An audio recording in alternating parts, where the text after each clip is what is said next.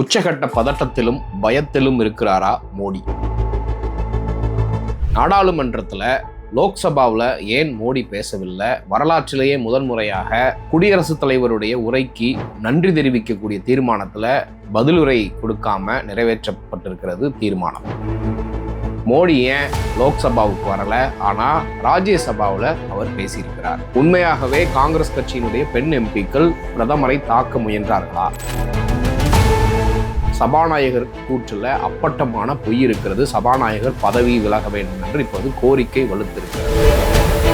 மோடி தரம் தாழ்ந்து செயல்படுகிறார், மோடியினுடைய பிம்பம் செதறி உடைய தொடங்கிவிட்டது அப்படின்னு ராகுல் காந்தி சொன்ன விஷயங்கள் இப்பொழுது ஒன்றன் பின் ஒன்றாக நடக்க தொடங்கியிருக்கிறது.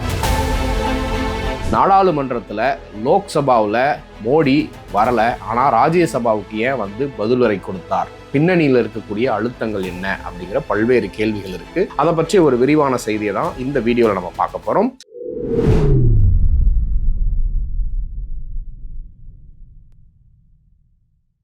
கோபாசை நண்பர்களுக்கு வணக்கம். வீடியோக்குள்ள போறதுக்கு முன்னாடி சேனலை மறக்காம சப்ஸ்கிரைப் பண்ணிருங்க. இந்த வீடியோவை லைக் பண்ணிட்டு உங்கள் கருத்துக்களை மறக்காம கமெண்ட் செக்ஷன்ல பதிவிட்டுருங்க. குடியரசுத் தலைவருடைய உரைக்கு நன்றி தெரிவிக்கக்கூடிய தீர்மானம். முதல் முறையாக மோடி அவர்கள் ஒரு பிரதமர் லோக்சபாவில் பதிலுரை கொடுக்காம தீர்மானத்தை நிறைவேற்றிருக்கிறாங்க. அந்த கூட்டத்தொடரே முடிய போகுது. என்ன அப்படின்னு பார்த்தீங்கன்னா, சைனா விவகாரத்தை ராகுல் காந்தி கையில் எடுத்திருக்கிறாரு. எப்ஸ்டீன் ஃபைல் விவகாரத்தை கையில் எடுத்திருக்கிறாரு.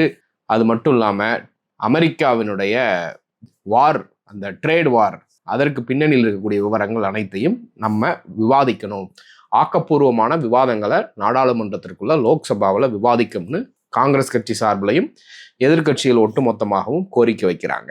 இதை எப்படா இந்த விஷயத்தை நாட்டு மக்கள்கிட்ட இருந்து டைவர்ட் பண்ணலாம் அப்படின்னு காத்துக்கிட்டு இருந்தவங்க இப்போ சபாநாயகருக்கு பின்னாடி போய் மோடி ஒளிஞ்சிக்கிட்டு சபாநாயகரை வச்சு காங்கிரஸ் கட்சியினுடைய பெண் எம்பிக்கள் மீது பழிய தூக்கி போட்டு இப்போ ஒட்டுமொத்த செய்தியையும் மூடி மறைச்சிட்டு இதை நோக்கி செய்திகள் எல்லாத்தையும் டைவர்ட் பண்ணியிருக்கிறாங்க அப்படிங்கிறது தெள்ள தெளிவாக இதில் தெரிகிறது.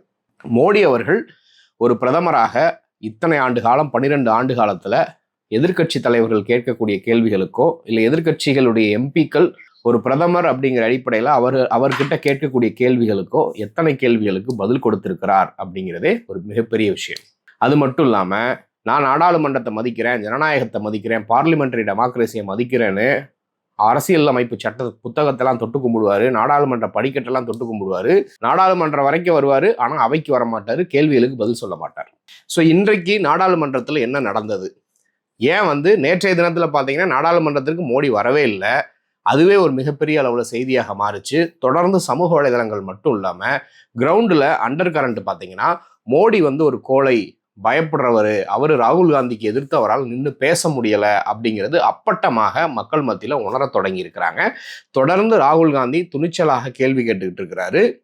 நியாயமாக கேட்கக்கூடிய கேள்விகளுக்கும் அரசியல் ரீதியாக கேட்கக்கூடிய கேள்விகளுக்குமே மோடியால் பதில் சொல்ல முடியலை. நேற்றைக்கு தினத்தில் அவர் நாடாளுமன்ற அவைக்கே வரலை, இன்றைக்கு லோக்சபாவுக்கு வரலை.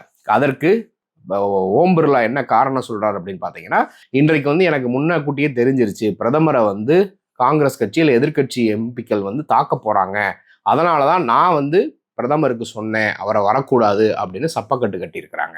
ஏன் அப்படின்னா, இன்றைக்கு முழுக்க முழுக்க சமூக வலைதளத்தில் மோடி அவர்கள் மணிப்பூர் விவகாரத்திலிருந்து இந்திய நாட்டில் நடக்கக்கூடிய பல்வேறு விவகாரங்களை குறித்து பேசவே மாட்டுறாரு. அவருக்கு பேச தெரியல, அவர் பின்னணியிலேருந்து யாரோ இயக்குறாங்க, அவருக்கு அவ்வளவுதான் தைரியம், மோடி அப்படிங்கிறதே ஒரு கட்டமைக்கப்பட்ட பிம்பமே தவிர உண்மையாகவே அவருக்கு கட்ஸ்ன்றது கிடையவே கிடையாது அப்படிங்கிற லெவலுக்கு இன்றைக்கு அவருடைய கட்டமைக்கப்பட்ட அந்த பிம்பம் சுக்குநூறாக உடைய தொடங்கி இருக்கிறது. ஸோ இன்றைக்கு உண்மையாகவே என்ன நடந்தது? மோடி அவர்கள் நாடாளுமன்றத்தில் லோக்சபாவில் உட்கார்ந்துருக்கக்கூடிய இடத்துல காங்கிரஸ் கட்சியினுடைய எம்பிக்கள், பெண் எம்பிக்கள் குறிப்பாக அவருடைய இருக்கைக்கு போய் நேருவை இன்சல்ட் பண்ணாதீங்க, எதிர்கட்சி தலைவர் ராகுல் காந்தியை பேசுவதற்கு அனுமதி கொடுங்க, நாங்கள் கேட்கக்கூடிய கேள்விகளுக்கு பதில் சொல்லுங்க அப்படின்னு ஜனநாயக அடிப்படையில் போராடி இருக்கிறாங்க. அங்கே முன்னாடி உட்காந்து குரல் கொடுத்துருக்குறாங்க. ஸோ இந்த விஷுவல் எல்லாம் லைவ்ல வெளியே வந்தால் பிஜேபிக்கும் மோடிக்கும் மிகப்பெரிய அளவில் டேமேஜ் ஆகும். அதே நேரத்தில் பழிய தூக்கி வேற மாதிரி போட்டுட்டா ஒட்டுமொத்தமாக இந்த இஷ்யூவே இப்போ கரண்டாக போய்கிட்டு இருக்கக்கூடிய ட்ரேடு இஷ்யூவாக இருக்கட்டும், எப்ஸ்டீன் ஃபைல் விவகாரமாக இருக்கட்டும், அதானி விவகாரமாக இருக்கட்டும், இது எல்லாத்தையுமே டைவர்ட் பண்ணிடலாம் அப்படின்னு தான் இன்றைக்கு மோடி அவர்களை இந்த விவகாரத்தை குறித்து பழிய தூக்கி போடுறாங்க அப்படின்னு பார்க்கப்படுது. அதே மட்டும் இல்லாமல் இவங்க நினைச்சது ஒன்று நடந்தது ஒன்று அப்படிங்கிற மாதிரி இந்த காங்கிரஸ் கட்சியினுடைய பெண் எம்பிக்கள் வந்து மோடியை தாக்க முயன்றார் அப்படிங்கிற ஒரு இஷ்யூவை கிளப்பி விட்டா அது மோடிக்கு ஆதரவாக ஒரு அனுதாப அலையில் உருவாகும் அப்படின்னு எதிர்பார்த்தாங்க. அது எதிர்பார்த்த மாதிரி நடக்கலை. ஏன்னா அப்படியே பேக்ஃபயர் ஆன மாதிரி பயங்கர எதிர்ப்பாக பாஜகவுக்கும் மோடிக்கும் நடந்திருக்கிறது. பிரியங்கா காந்தி அவர்கள் கமெண்ட் பண்ணுறாங்க, வாட் இஸ் திஸ் நான்சென்ஸ், நாங்கள் 3 பெண் எம்பிக்கள் போய் பிரதமரை தாக்குவோமா அப்படிங்கிற ஒரு கேட்ட கேள்வி இன்னைக்கு சமூக வலைதளத்தில் வைரலாக இருக்கிறது. ஏன் வந்து சபாநாயகருக்கு பின்னாடி போய் மோடி ஒளிஞ்சுக்கிறாரு? நாங்கள் நியாயமாக கேட்கக்கூடிய கேள்வி, எதிர்க்கட்சிகள் அரசியல் அடிப்படையில் அரசியலமைப்பு சட்டத்தில் எங்களுக்கு கொடுக்கப்பட்டிருக்கக்கூடிய உரிமையின் அடிப்படையில் நாங்கள் கேள்வி கேட்குறோம், நாட்டு மக்களுக்காக கேள்வி கேட்குறோம். அந்த கேள்விகளுக்கு ஏன் மோடியால் பதில் சொல்ல முடியலை? அமெரிக்காவுக்கும் இந்தியாவுக்கும் இடையே இருக்கக்கூடிய அந்த வர்த்தக ஒப்பந்தத்தில் என்ன இருக்குது?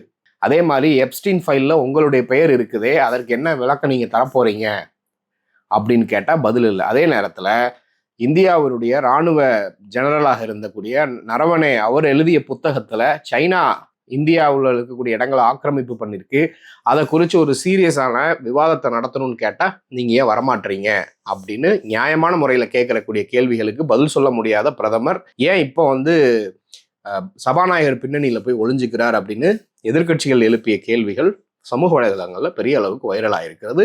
சமூக வலைதளங்களை மட்டுமே மூலதனமாக கொண்டு ஆட்சிக்கு வந்தவங்க தான் மோடியும் பாஜகவும். ஸோ இன்றைக்கு சமூக வலைதளத்தில் மோடி வந்து ஒரு பெரிய ஆளுமை அப்படின்னு கட்டமைக்கப்பட்ட பிம்பம் சுக்குநூறாக உடைய தொடங்கி இருக்கிறது. மக்கள் மத்தியில் பெரிய அளவுக்கு டேமேஜ் ஆக தொடங்கி இருக்கிறது.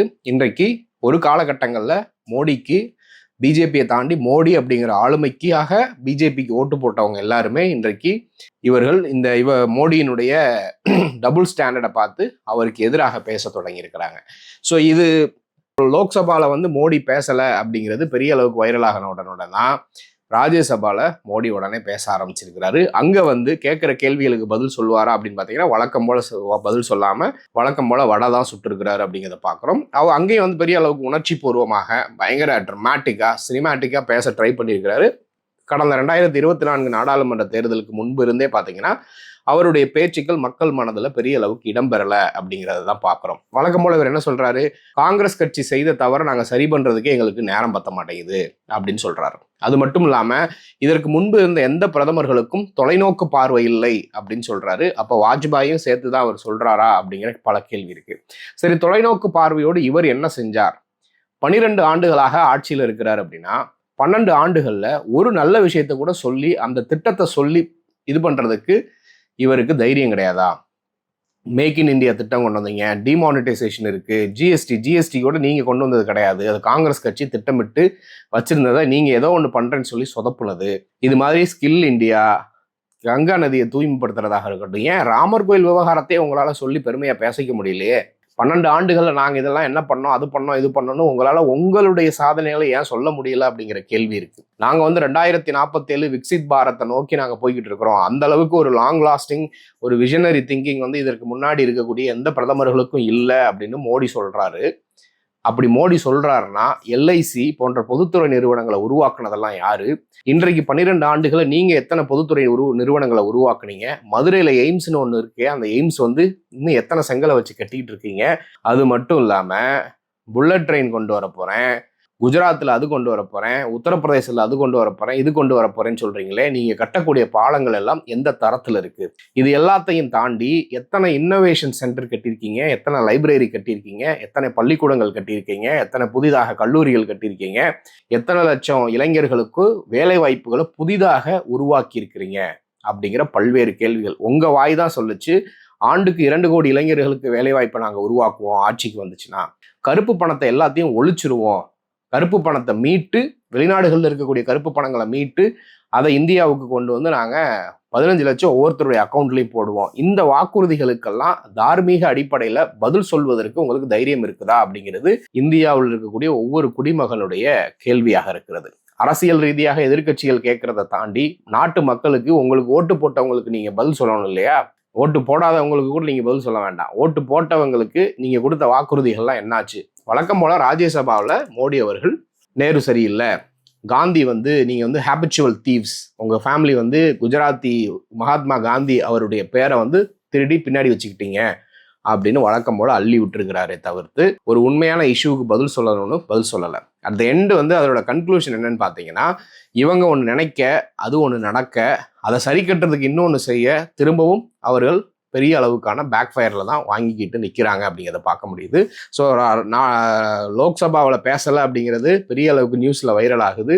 உடனே ராஜ்யசபாவில் பேசி அதை காம்பன்சேட் பண்ணிடலான்னு அங்கே பேசுகிறாரு. அங்கேயும் எதிர்கட்சிகள் முழக்கங்கள் எழுப்புறாங்க. நீ எதிர்கட்சிகளுக்கு பேச விடு, எதிர்கட்சி தலைவரை பேச விடு, நேரு மேலேயே பலிய போடாத, நீ என்ன ரெஸ்பான்சிபிலிட்டி எடுத்துக்க போற, நீங்க பண்ண தவறுகளை நீங்க ஒத்துக்கங்க அப்படின்னு எதிர்கட்சி எம்பிக்கள் கோஷமிட்டு இருக்கிறாங்க. ஆனா அதுக்கு மடியில நீங்க என்ன வேணா கோஷமிடுங்க, என்னுடைய கல்லறை எவ்வளவு வேணா தோண்டுங்க, ஆனா என்னைய ஒன்றும் உங்களால பண்ண முடியாது அப்படின்னு வீரவசனம் பேசியிருக்கிறார் மோடி.